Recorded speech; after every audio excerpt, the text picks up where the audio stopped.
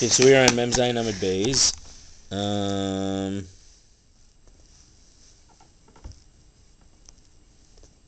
The second very wide line.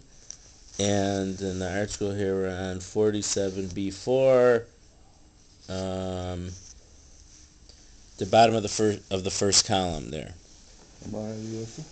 Yeah, I'm Rabbi Yossi.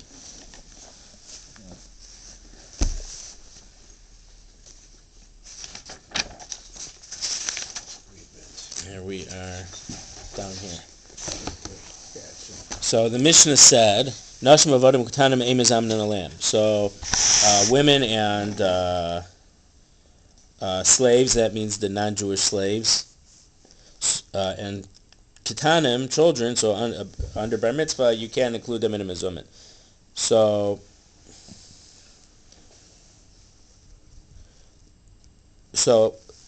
we mentioned last week, I'll just mention it again, that there's a difference between a non-Jew and a non-Jewish slave and a woman. So non-Jew is completely not Jewish. Then last week we learned about if the person was in the process of converting and they had the bris milah, but they weren't healed yet, so they didn't go to the mikveh yet. We saw the historical thing that happened in Yerushalayim 150 years ago, or whenever it was, about the person who was converting in the Beis Din, in the Ashkenazi Beis Din, but Rav Shmuel Salant, Zichron Livracha, the Beis Din Yerushalayim wasn't there, and the person who had his bris milah, but he was taking a long time to heal, so he wasn't able to go into the mikveh before Shabbos, and the rabbi who was, because Rav Shmuel Salant was overseas collecting money for the yishuv, so he wasn't there, and the Rav who was in charge of things while he was gone made the ger be machal Shabbos, because he said you're not a full Jew yet, so you're not allowed to keep Shabbos. And Rav Shmuel Salant came back and he said he was wrong. So whatever, we had a discussion about that last week. So that person's not Jewish yet either, but we know that he's in the process of becoming a Jew. So then non-Jewish slave, so we mentioned that he has to go through a gerus of some sort before he becomes a slave, or when he becomes a slave. And then if he gets free, if and when, he has to go to the mikveh again, and then he becomes a full Jew. So there's machlokus between the Rambam and the Nemukei Yosef. The Rambam holds that the person is, that this tevilah is midiraisa, that the gerus that the person had, that he had to be an eved, doesn't make him Jewish. It obligates him in certain things, but he is not Jewish. He needs the second gerah. He needs to go to the mikveh afterwards to become completely Jewish. And the Nemukei Yosef holds, if I'm not mistaken, let me just look it up. The Nemukei Yosef was a Rishon, and his commentary is written on the side of the Rif in Ar Gemaras.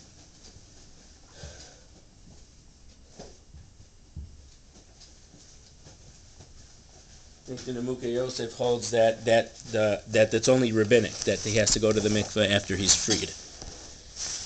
Let's just check it up.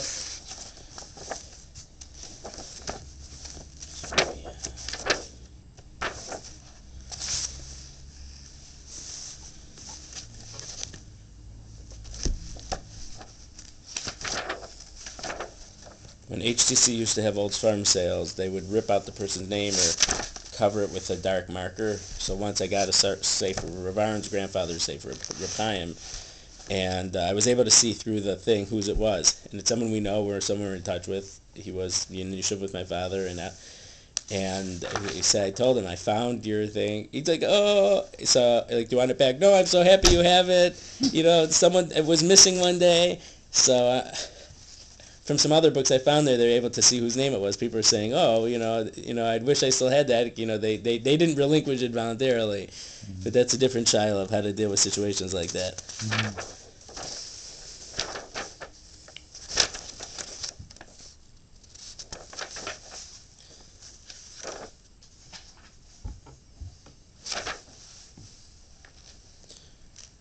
Okay. So the Rambam says in Perek Yud Gimel of Hilchos Yisur Rabbi Halacha Yud Beis, when the Eved gets freed, he needs another immersion in the mikveh in front of 3 dayanim in the daytime, so that his gerus becomes completed and he becomes like a Jew.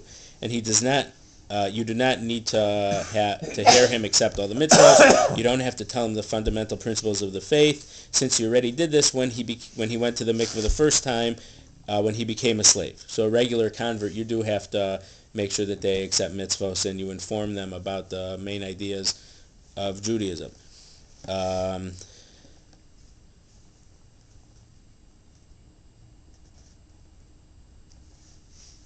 So the Nemukei Yosef says that this tevilah is only midrabanan. So the difference is between the Rambam's opinion and the Nemukei Yosef is that if you had a non-Jewish slave, a female slave, a shevcha, and basically you wrote her a shtar, a document that said, you will go out by this and become betrothed to me. So Rabbi Meir holds that document acts as a freedom certificate, a certificate granting her freedom, and it is a shtar that you are getting married to her. Because you can get married in three ways, not ksuva. Because you get married with kesef shtar or bia. So nowadays we only use kesef, we give the ring. But you could write a shtar, and that which is the first step of the marriage, the erison, through that. So Rabbi Meir holds that this document is both. So she's not Jewish. Yes. So that's the question. So Rabbi Meir says that this is a freedom and she's mikudeshes, and the Rabbanan argue that just tzii, go out, it's not a good enough document of freeing her because she didn't go to the mikveh yet. And she's going to be a wife or Wife. This is going to be a wife. The only time concubine is a different sugya. According to the Rambam,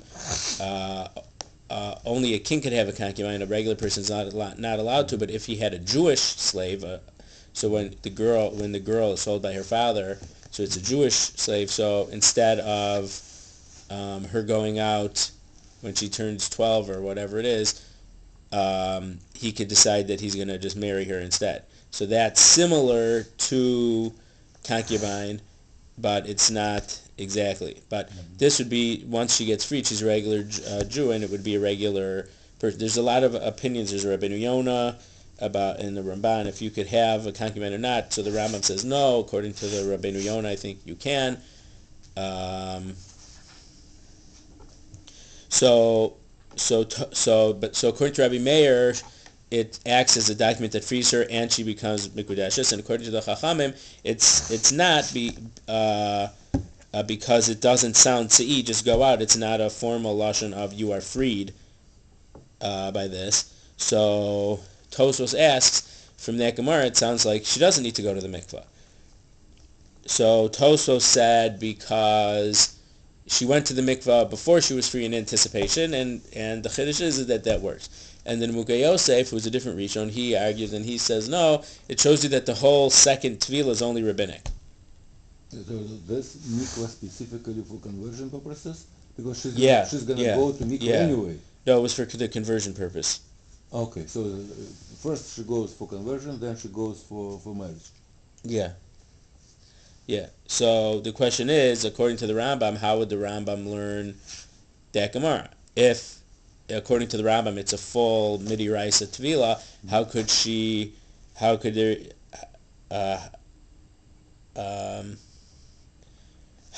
there be a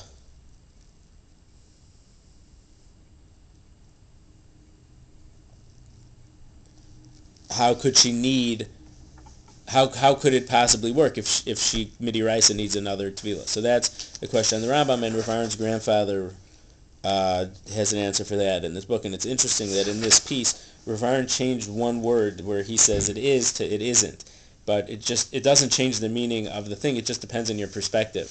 But we found once, I don't know, about 16, 17 years ago, someone else left his Reb Chaim in the yeshiva, even though he went to Israel, and it was clear in Reb handwriting. He crossed out a very short word, and in the margin wrote the opposite word, and we had a big chuckle about it to show. I mean, that it didn't really change the meaning, but it depends on what your perspective is, how you understand it. It didn't change the meaning of the answer.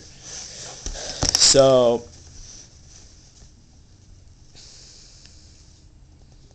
Oh, so the slave, even though he had this partial gerus and he has to do mitzvahs like a woman, he's on a lower status than a woman because a woman at least has full kedushas Yisrael, the full sanctity of Yisrael, and the Eved doesn't. Now, Rav explained the sanctity of Yisrael based on the fact that there's an individual sanctity and then there's sanctity of the group.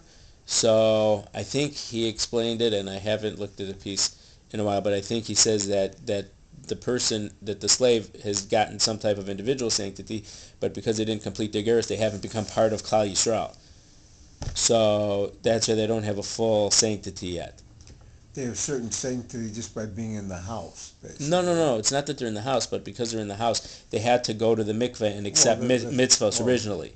So they're not Jewish yet. Yeah, but it's a partial. Right. But the partial conversion process doesn't make them Jewish at all yet. Right, but it obligates them itself, but they're not Jewish. And it's possible we're going to see. I don't know if we'll get there this week.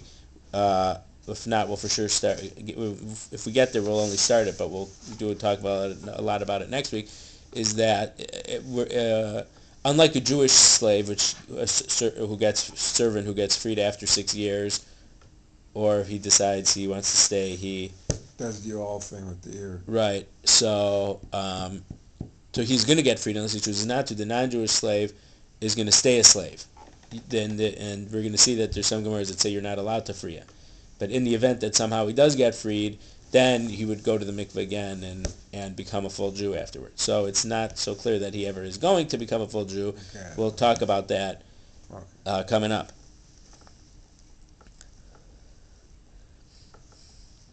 So that's why, let's say in Brachos, it's not a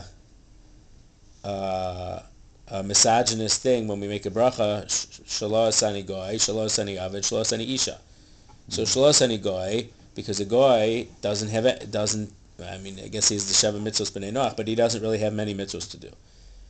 So we thank Hashem we weren't a goy. And then we say, shelo asani avid, you didn't make me a slave. If it was a slave, I'd have more mitzvahs to do, but it's not that much. Shelo asani isha, and isha is much better than a higher level than because even though they're obligated in the same mitzvahs, but the woman has a full kedushas Yisrael, and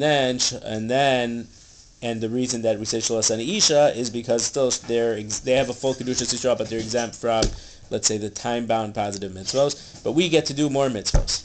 And then to talk about the way Rav answered it, or that it's not that we're better than them that we're obligated. It's that the spiritual. Well, they were more spiritual than we were during the time of the calf. Right.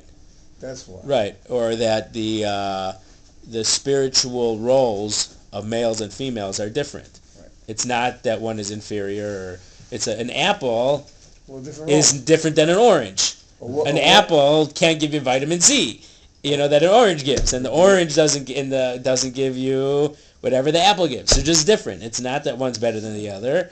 They're different, so there's nothing to be said. And then also we see that everything created during Brachos, the later it was created, the higher it was. The animal life was created on the 6th day. That's better than the vegetative or fish or water life that was created on earlier days. And man was created at the very end. After everything else, man is greater than that. So you take it a step further. Well, who was created first, man or woman? Woman was created even great after man. Right. So we're not saying that women are worse. But some people like to be offended by things. Because we're running, I'm not going to say anyone's name, but, did anyone ever put the black shoe polish on their face and now they're getting in trouble for it? A lot of people have. Let me tell you something. What's going on in Virginia right now? But listen, let me tell you something. At a certain time, I dressed for a Halloween party that way. What are you talking about? With a big floppy Schweitzer hat on my head. I was told many years ago that there was a movie, it's probably 30 years old now, that a guy he couldn't get into Harvard because he was because what was the story? Because he was white, so he painted his face black, and then they gave him a basketball scholarship. So it was the same person, but suddenly they gave him a basketball scholarship. I forgot what it's called, but there was a movie. Do you know what I'm talking about, Mike? No. But, so, unless it was a black guy who painted himself white, I forget what it was, but it had to do with a basketball scholarship or something. But the Michigassin in the world, you can't. People decide to get offended or not to get offended, and this and that. Right. Or if you boycotting Israel is okay, but boycotting the gay bakery or the bakery for not that's not okay, and for boycotting the bakery for not making a gay cake, that's also okay. But if you don't want to shop at the gay bakery, then that's not okay. That's hate speech. So I mean, people, I don't know. It's confusing. We have to stick to this stuff. It's a lot less confusing. There's a certain Jewish boy who's not such a boy. He said, "Facts don't care about your feelings." That's right. The truth. Emes is emes. Right. Okay. So Vanachri, excuse me. So Nashim Vodun Ketanim Imzam No Lamb. So Nashim, so women or men and Ketanim, you can't include them in Mizumin. So Amar Rav Asi said, "Katan Hamuto Ba'arisa Mizamnin Alav." So.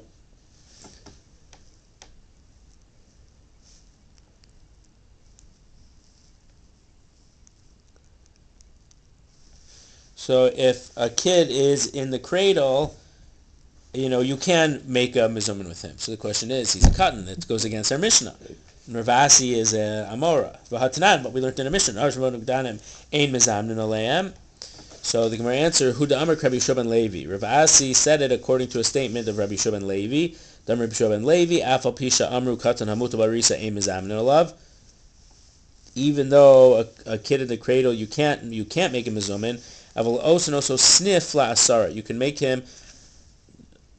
So a sniff, and sometimes a sniff is a branch. So a bank has different branches. It's a different sniff. Mm-hmm. Or hair in English, and it's ironic, but Bnei Akiva, the youth group, they call it sniff, but it's supposed to be sniff. So they have different branches of Bnei Akiva. They have one at this shul, or the one at that shul, or one. So in this context, it means it's not a full-fledged member of something, but it's like an accessory. It's like the branch of the bank doesn't offer full services, but you can do some of the things. So it seems that if you had 9 adults and you had this little kid in the crib who ate, you could make the mizumin as if it's 10.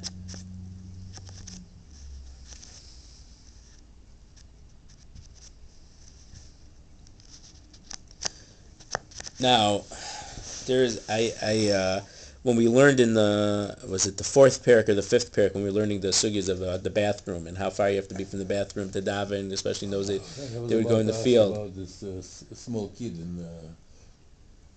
okay. So the question is, if there's a kid in a dirty diaper around, when would you have to? When is it a problem? When is it not a problem? So in Svarim, they bring down. I mean, I found a book, and based on the Shmur, whatever, it says once the kid is 3 months old,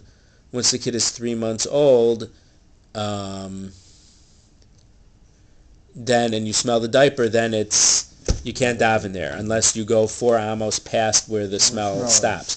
So the way I understood it, and I'm not sure right now that I'm right, the way I understood it then, is that once a kid is 3 months old, either they started feeding them some real food, some table food. Bread. I don't think bread, because there's a Gemara in Sanhedrin in the 8th parak that I think talks about that once the kid starts speaking, once he starts eating stuff made out of wheat. Mm-hmm. And 3 months old is too young.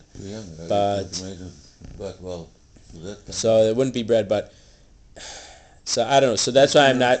So either it's that they started giving the kids full real food at 3 months, or that for whatever reason halacha is that the kids were capable of eating real food by 3 months. So even if they didn't, once they'd have a dirty diaper, it's considered you know, it's considered regular feces, and you're not allowed to daven unless you're 4 amos beyond where the smell stops. So whatever, that's halacha. So if we would connect this halacha to that, let's say when we say it's in the crib, if it's, let's say a 2-month-old kid who just had formula or whatever, I would have trouble. So if my logic was correct, which I'm not sure it is, that if the baby's 3 months old, then the dirty diaper, you're not allowed to daven there. So if the way I understood that, based on the way that I just said that I had understood that, according to this, if the baby was 2 months old or less than 3 months old, even if they ate, it wouldn't be considered. I don't think you'd be able to eat. You would, even according to Rabbi Shimon Levi, who we don't paskin like, you would not be allowed to include the kid in the mezumin. Yeah. Okay. So in the crib, but once it reaches the level of 3 months, so I don't know. It's a very strange halacha, and I'm just trying to give an understanding of, based on the viewpoint of this other halacha, a way to understand how you could possibly think to include a kid. I'm missing something. We just said a few minutes ago that katan is not allowed to basically. Right, so we're saying there's a difference. So if you only had 2 adults and a kid, you can't make a mezumin. No. But here you already have 9 men. So you could have a full mezumin. And the only question is, can you say Elokeinu? The only question is, can you say Elokeinu? But the kid in 3 months cannot even...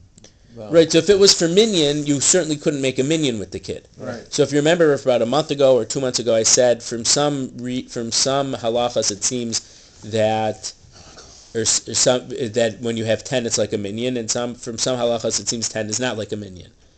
Mm-hmm. So this is one of the examples that it's not like a Minyan. Mm-hmm. So like if it was a Minyan, you would need to stand up. Right. But we don't stand up for Mizumin. Now some people, when they're saying Elokeinu, they stand out of their chair like this. So from the fact that they do that, that would sound like the mezumin with 10 people is like a minyan. Mm-hmm. But again, so like I said, I don't have a definitive way, because there's some gemaras and some things seem to hold that it is like a minyan, and some hold it's not like a minyan. We know we certainly don't stand. We don't stand. The people who kind of get out of their chair like that, it doesn't really have a halach of standing out. So it's not that you could use them for mezumin, but you could only use them to be the 10th. What about diapers? What about the diapers? And back to diapers. When you cannot smell anything, but potentially there are some stuff there. Well, I think it's, if you don't know that there's a dirty diaper. Listen, if kid played like for a couple of hours, you know for sure that something should. But it might only be wet. Yeah. And wet. So if you don't know, you just don't need to worry. I don't think so. If you smell something, then it's a problem to daven there. But if you smell and you don't smell anything, it's probably okay. If you smell, you have to go to where you can't smell it, and then go another 4 amos. Yeah.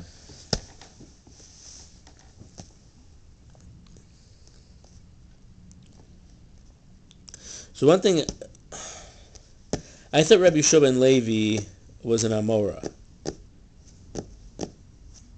So he couldn't argue it. Let me check up the history book. I have the right one here.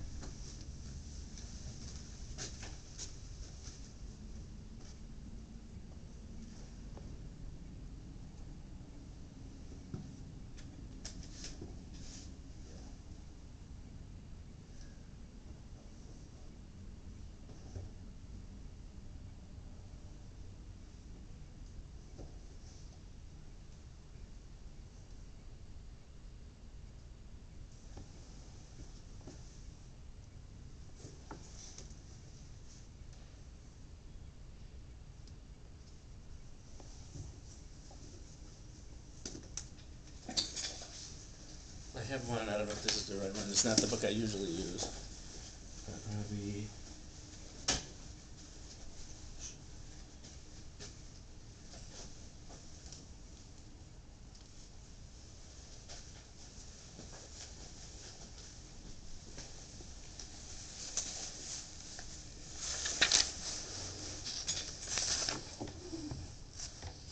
this makes it sound like he is an Amora, which is what I thought. So I mean, just my question is, if he was an Amora, how did he have?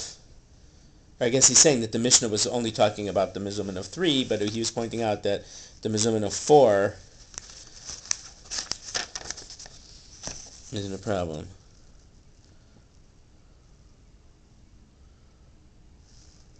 So Rabbi Shua ben Levi was an Amora, first generation Amora in Eretz Yisrael.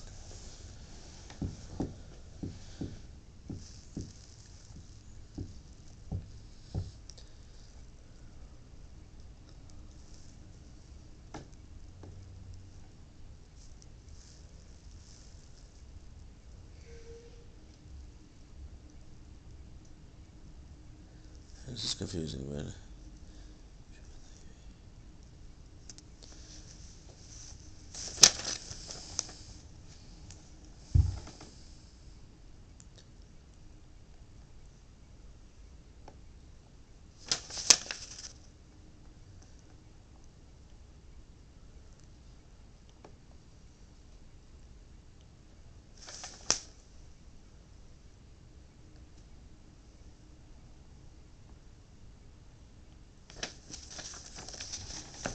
So I guess we'll just say that that's why he interpreted the Gemara.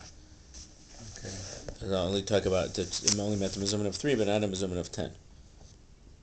Rabbi Shua ben Levi also said, Tisha va'eved mitzdarfen. If you had 9 men and then an eved, you're also allowed to make the mezumin for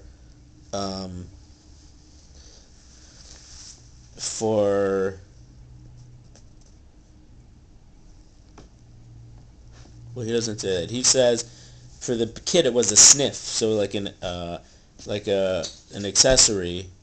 But here he says mitzdarfim, they combine. So it seems that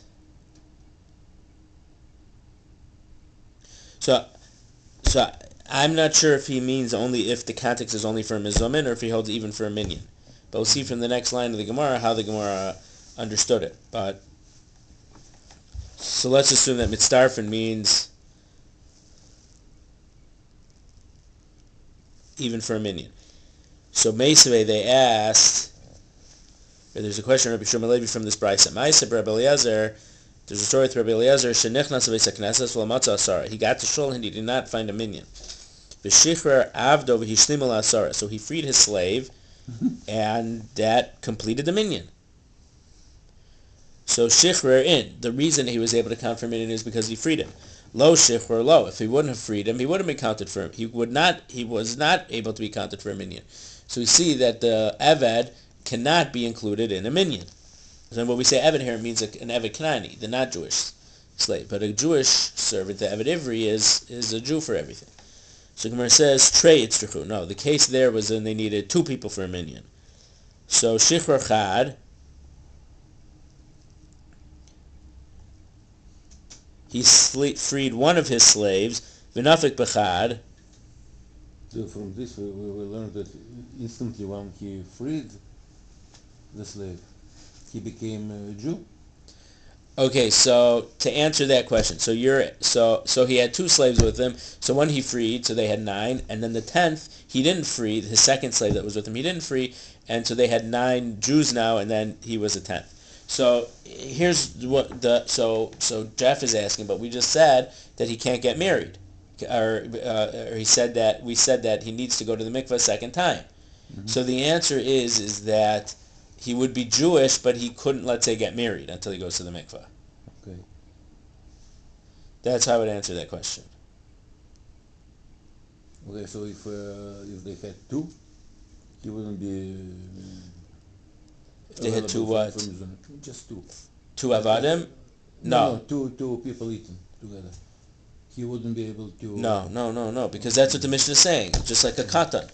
You need to have 3 people to have a mezumin. You would need 3 men to have a mezumin. And the only possibility was if you had 9 men and you had the eved, could you say Elokeinu? Okay.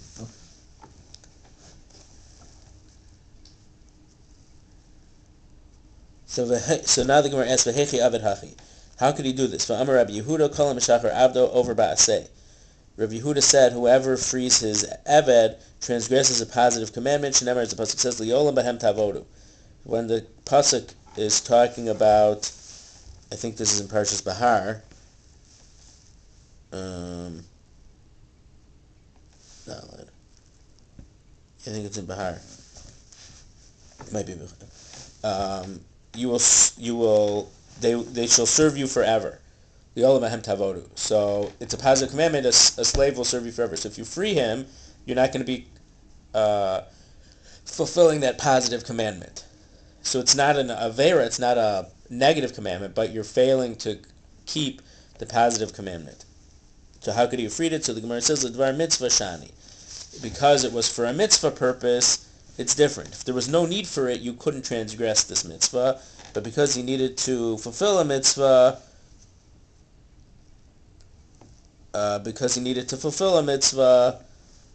he was allowed to. So Rashi says that what was the mitzvah? Lahotzi Rabbi midei chavasim b'kedusha. To let everyone fulfill their obligation of kedusha. So that leads to the question: well, what is the mitzvah of kedusha? Kedusha is in Kadosh, kadosh, kadosh, Hashem Tzvah. Yeah. So It's such a mitzvah. So that's the question. What is the mitzvah of kedusha? So either we'll say that it's part of the mitzvah of tefillah b'tzibor. Tefillah b'tzibor. Now the problem with that is that it wouldn't fly according to the Rambam, because according to the so the problem is according to the Ramban, there is no mitzvah to daven every day. So if there's no mitzvah to daven every day, there wouldn't be a mitzvah of davening with a minyan every day. According to the Rambam, at least, there is a mitzvah to daven every day. So you could understand, so there's a mitzvah to daven, so you could say kedusha. Still, it seems to be a little bit of a stretch. So what you could say is that even though there's no obligation, when Jews do daven together, they have an opportunity to praise Hashem, and they do fulfill a mitzvah of whether it is a mitzvah of davening. So sometimes you could fulfill something even though you weren't obligated in it. Mm-hmm. So an example that you maybe heard discussed before is Rav Aaron's answer, I think it was Rav Aaron's answer, to how come the Rambam doesn't count, or it was Rav Chaim's answer, how come the Rambam doesn't count living in Eretz Yisrael as a mitzvah? The Ramban counts it as a mitzvah, the Rambam doesn't.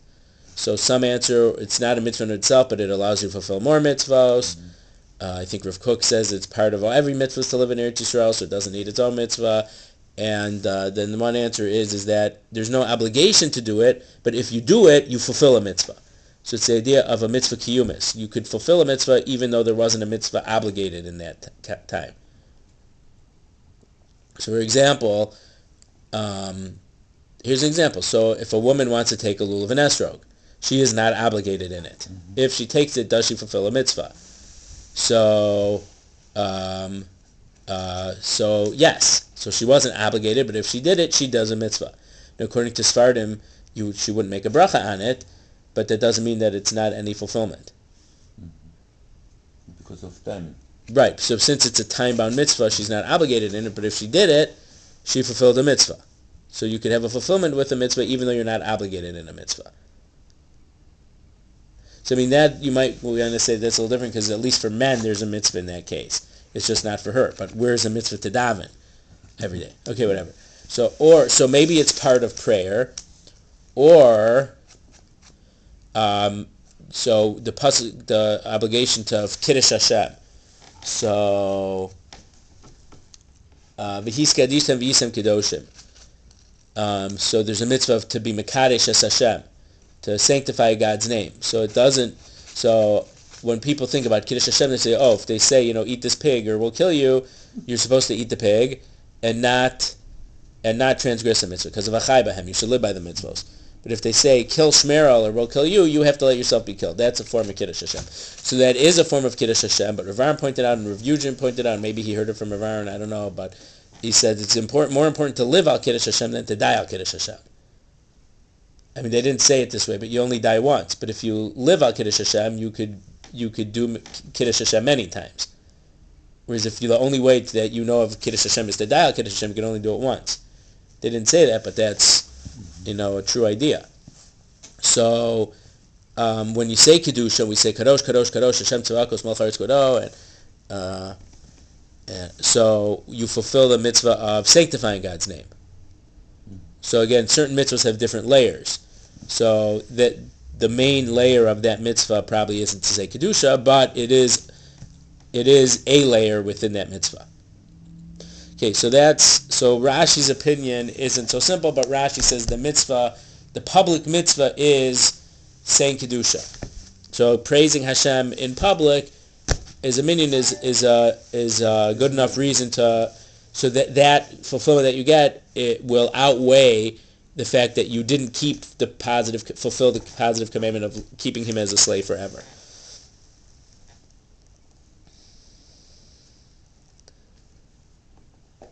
So Tosfos seems to be troubled by the question that we were asking. So we asked, davening doesn't seem to be mitzvah d'oraisa. It doesn't seem to be a mitzvah d'oraisa. So how come even this mitzvah d'Rabbanan could push off the mitzvah d'oraisa, or not? How could the tefillah b'tzibur, which is not a mitzvah d'oraisa, push off the asay d'oraisa, the positive commandment of leaving him as a slave forever? So Tosfos says this was a question to the Bahag. So the Bahag says that someone who lost a family member on the last day of Yantif,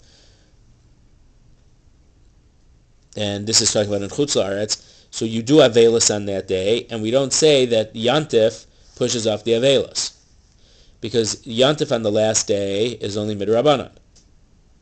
Because in the Torah it's 7 days. We add an extra day because it originally was a Sveika Dioma, and now it's just because outside of Israel they used to do it, so we still do it because of the minhag too. So we don't say that Yantif D'Rabbanan pushes off Avelis D'Oraisa. And he's saying that one day, so there's a Machlokes Rishonim of how many days Avelis is D'Oraisa. So there's 3 or 4 opinions. And one opinion is it's the Yom Miso Gvura, the day of the death and the Gvura. One opinion might hold either one, I don't remember. The Gaonim Shita, I believe, is that all 7 days are Midoraisa. The Gaonim held that all 7 days of Shiva are Midoraisa. But not all Rishonim hold that way. So from here we see that Tefillah, which is only Midorabanan, pushes off the pasuk of the Torah, Li'olam Hem Tavodu. So Tosfos doesn't give an answer, but the way Tosfos talks, Tosfos is assuming that Tefillah is not Midoraisa. Now, with our answer, could we answer up Tosfos' question? Possibly. That even though there's no obligation Midoraisa, but you could have a fulfillment of a D'Oraisa.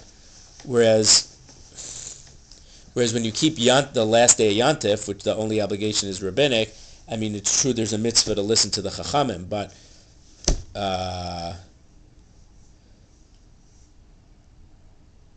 you're not having a Kiyum Midoraisa of Yantif on the last day.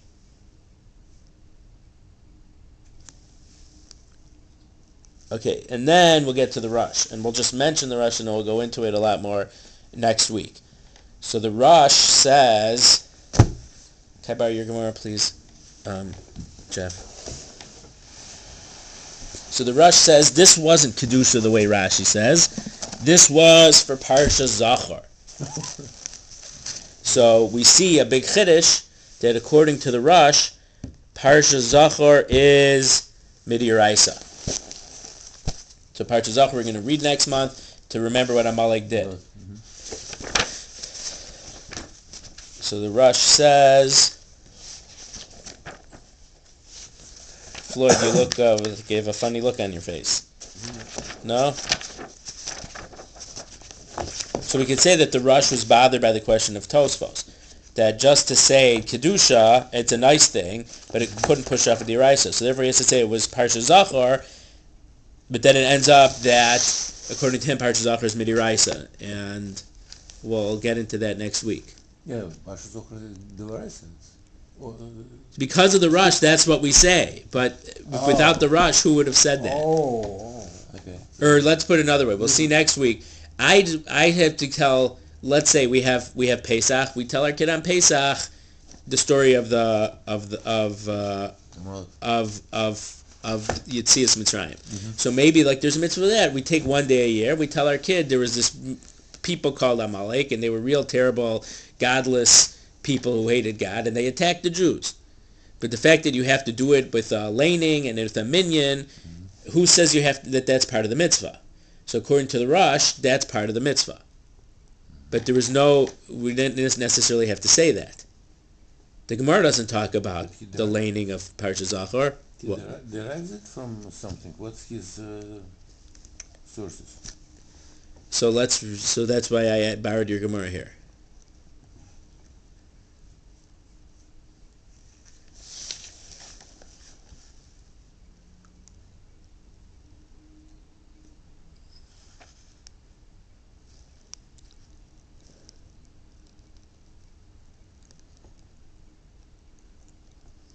Okay, so we learned in a brayso. There's an incident with Rabbi Elazar. He came to the shul. He didn't find a minyan. He freed his slave, and they made a complete minyan. So how could he do this? Rabbi Yehuda said, whoever frees a slave transgresses a positive commandment, which says you shall have them work for you forever. So mitzvah de Rabbim shani.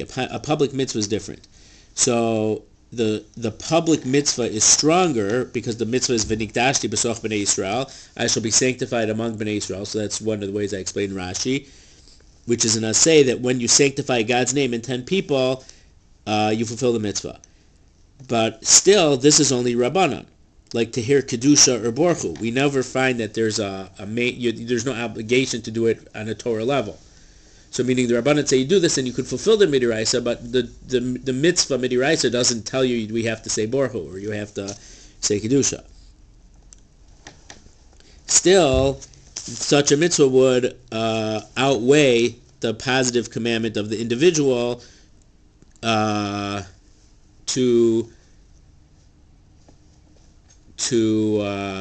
keep him forever. So the Rosh says like Rashi, and he elaborates a little bit more than Rashi. But then here's the kicker. It doesn't seem to me that... What? A kicker, don't pull a parky. What does that have to do with anything, Mike?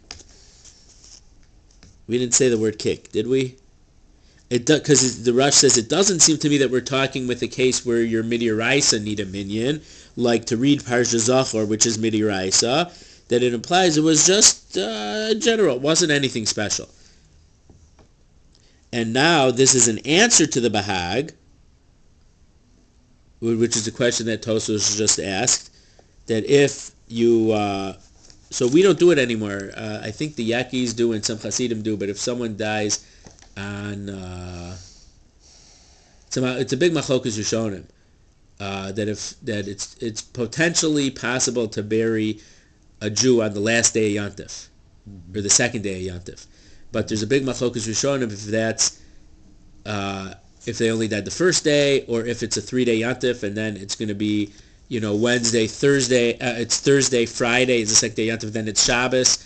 I think Rashi's opinion is it's only if it's going to be a 3-day Yontif, and you're going to have to wait till Sunday, so it's better to bury him on Friday. You'll have non-Jews dig the grave. So it's a big machlokas Rishonim when it could happen.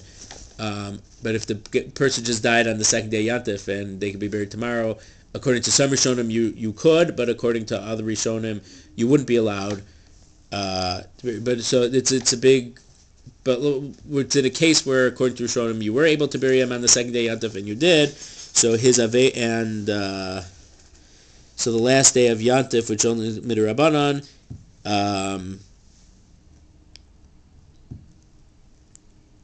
that the Avelos... So the problem is that being happy on Yontif is a mitzvah of the Rabbim. It's a public mitzvah. Everyone has to do it. The Avelos, the mourning that you have, is private. It's just for you. So the public rabbinic mitzvah seems to be stronger than the private biblical mitzvah.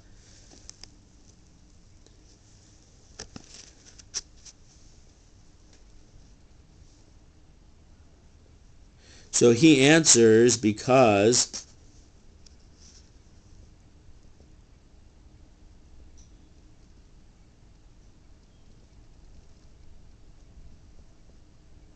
So he said, so basically he's arguing on the Bahag because of it. So Tosfos says, well, the Hag says this, I don't know how he reconciles it to this Gemara. And the Rush says, well, this disproves the Bahag. He's wrong about this because it goes against this Gemara. And also, we never find, and also the Rush is saying, Avelis Yom Rishon isn't Diraisa at all. He holds there is no Avelis Midiraisa, even for one day. Mm-hmm. So I mentioned, there's opinions. So say the opinion that tells Shivas Midiraisa is only the Gaonim Shita. But according to many Rishonim, it would only be the first day if it was the day that the person died and get buried. The Rosh is rejecting that completely. He says Aninos, which we hold it's before the pre-morning period where you don't do any positive mitzvahs. So that would be midiraisa, or that you're not allowed to eat karbanos, or meiser sheni or things like that. So from this Rush, we see happenstance that Parsha Zachor is midiraisa. So we'll talk about that more next week in preparation for Parsha Zachor, which will be in about 5 weeks. So now we just had Rosh Chodesh Adar Aleph. So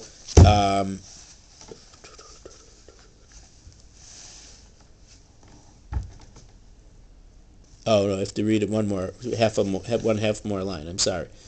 So mitzvah. So wait, I skipped a line. What happened here?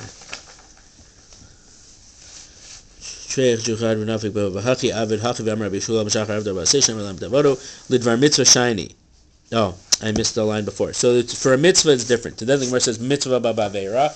It's a mitzvah that got done through an avera. So I can't steal money and then give tzedakah from it.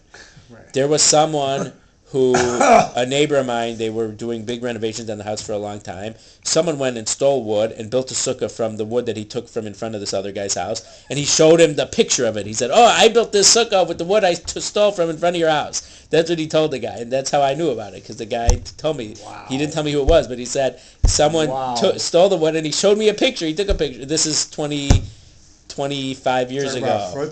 Right. So mitzvah b'avera. So